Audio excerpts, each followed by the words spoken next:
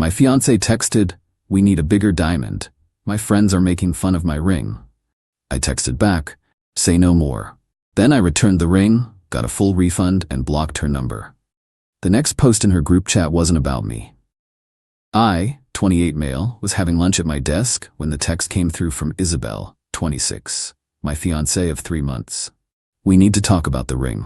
My friends keep making comments and honestly, it's embarrassing. Qley's ring is 2 carats and mine looks like a promise ring next to hers.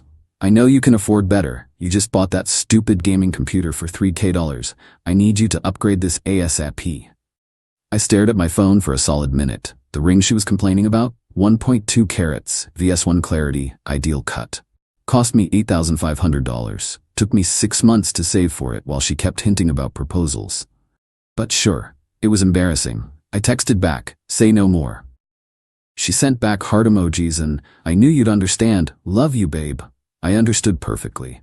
Left work early, drove straight to the jeweler. The manager recognized me. I'd only bought the ring 2 months ago.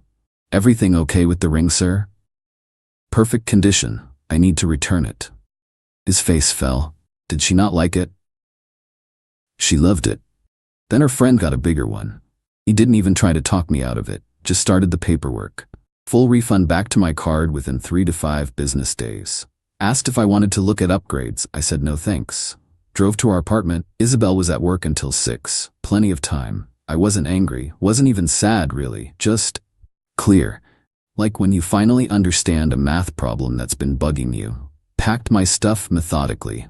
Gaming setup, clothes, the espresso machine I bought, my books. Left everything we'd bought together. Took only what was mine.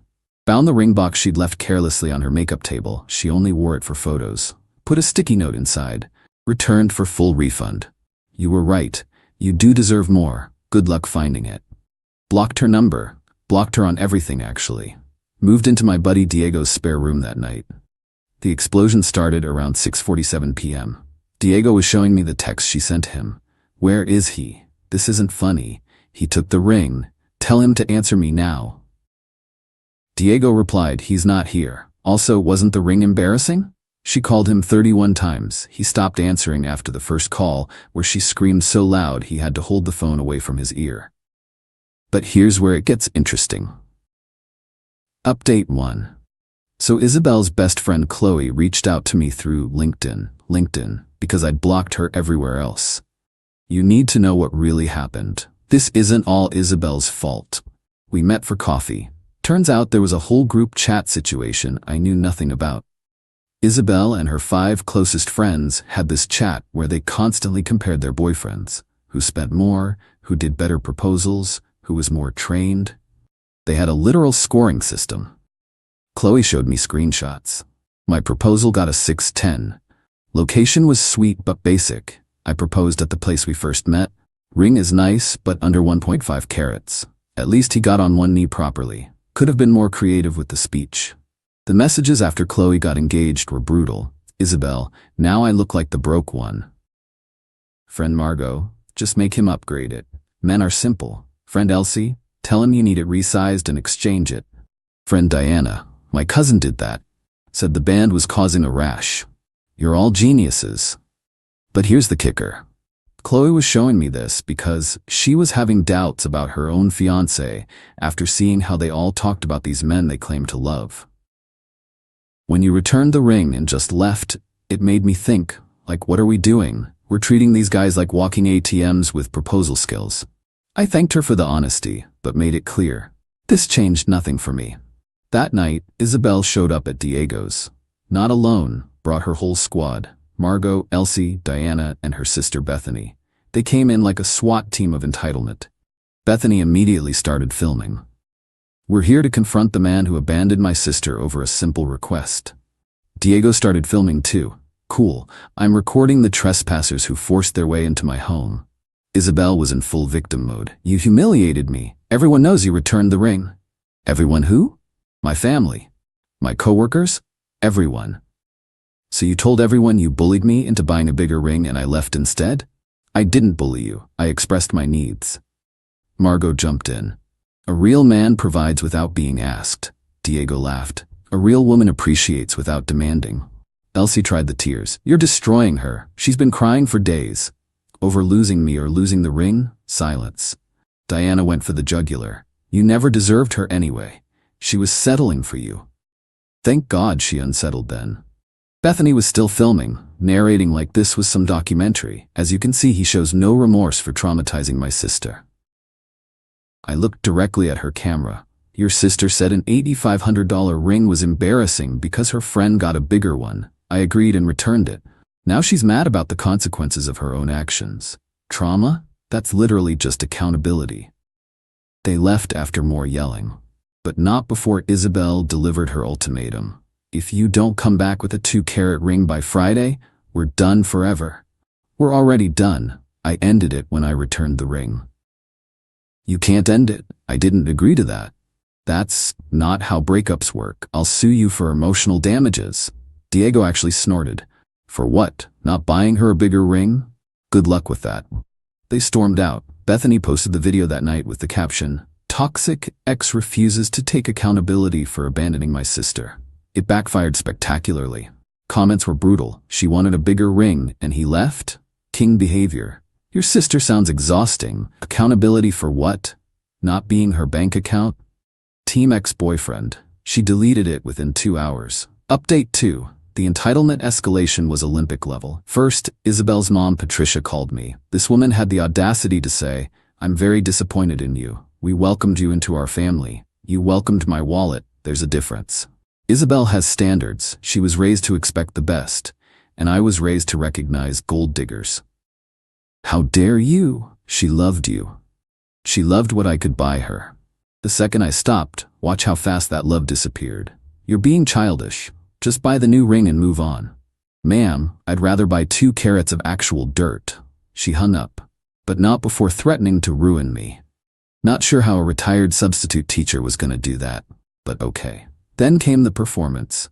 Isabel started posting all over social media about being abandoned by someone she trusted and dealing with narcissistic abuse. She posted old photos of us with captions like, "I thought he was different," and "When someone shows you who they are, believe them." My brother sent me screenshots. I didn't care until she posted a photo of the ring with, "Imagine being told your worth is only $8,500. That pissed me off. So I posted my first social media update in months. Just a simple screenshot of her text demanding a bigger ring because her friends were making fun of her. Caption: Imagine thinking someone's worth is measured by ring size. It got 500 likes in an hour. Her post got deleted. But the real show started when she found out I got the refund. See, we'd been planning a destination wedding.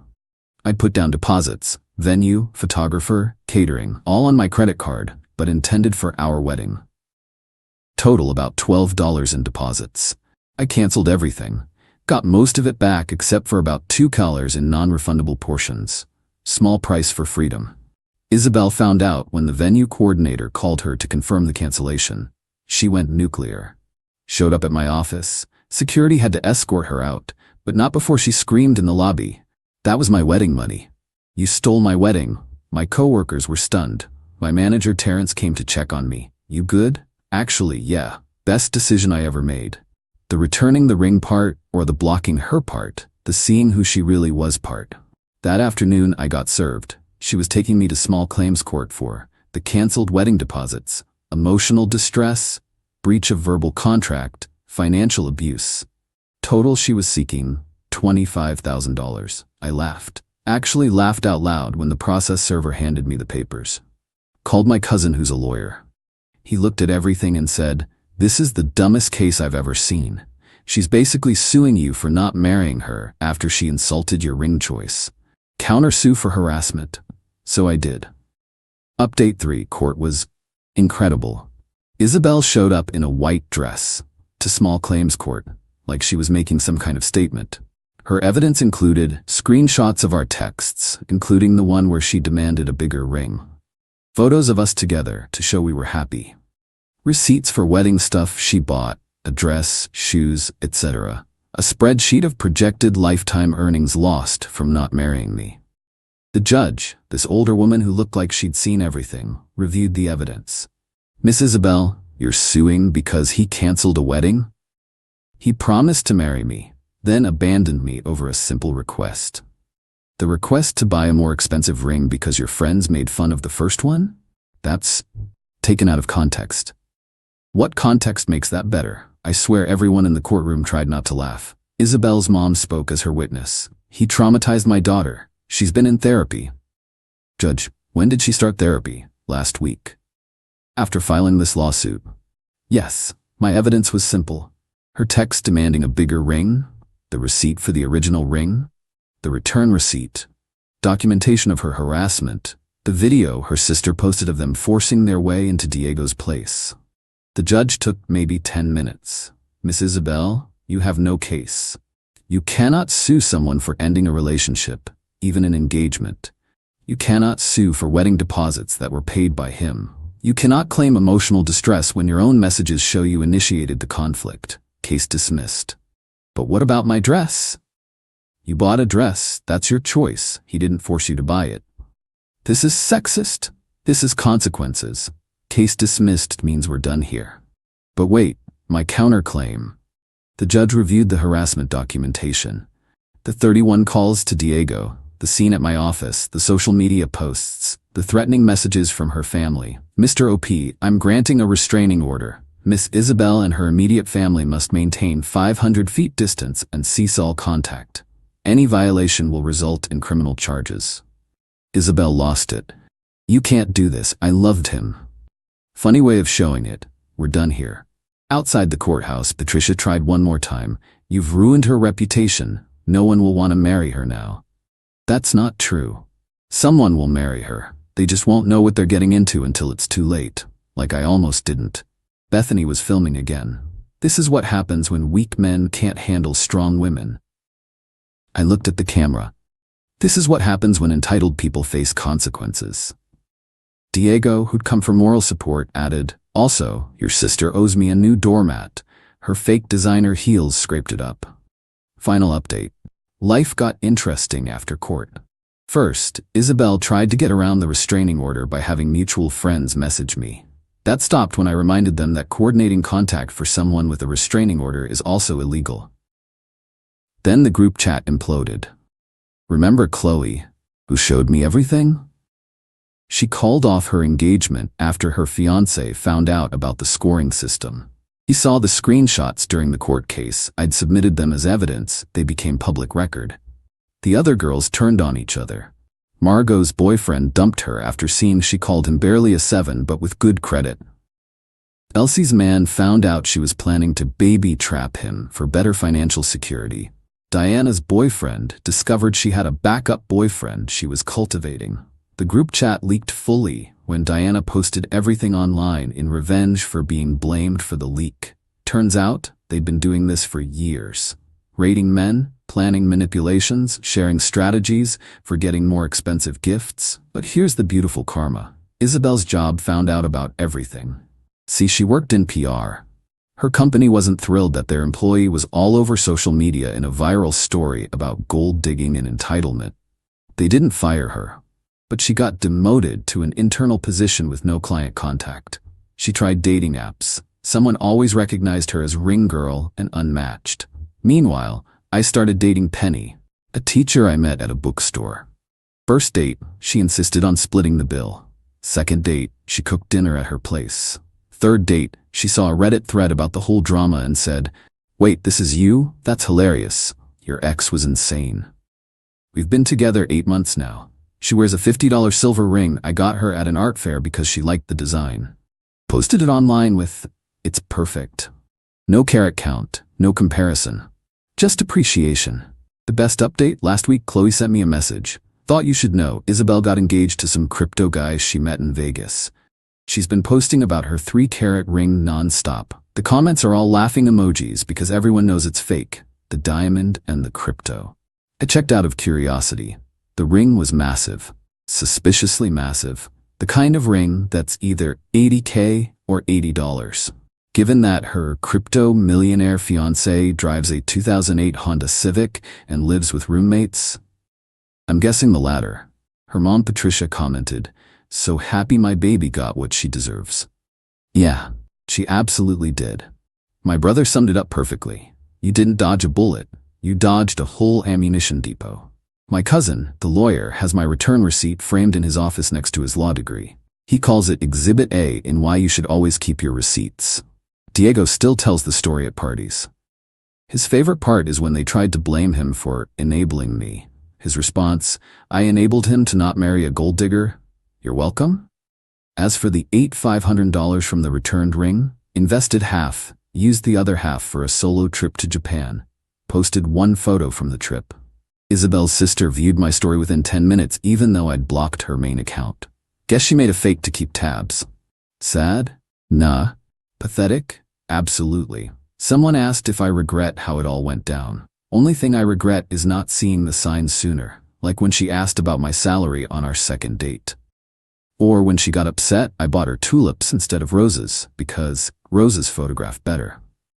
Or when she literally said, your money is our money, but my money is my money. To anyone dealing with similar situations, when someone shows you who they are, believe them. When they tell you a ring that costs more than many people's cars is embarrassing, that's not about the ring, that's about their values. And to Isabel, since I know you're reading this through whatever fake account you're using, your crypto prince just posted about his NFT collection failing. Good luck with that 3-carat cubic zirconia.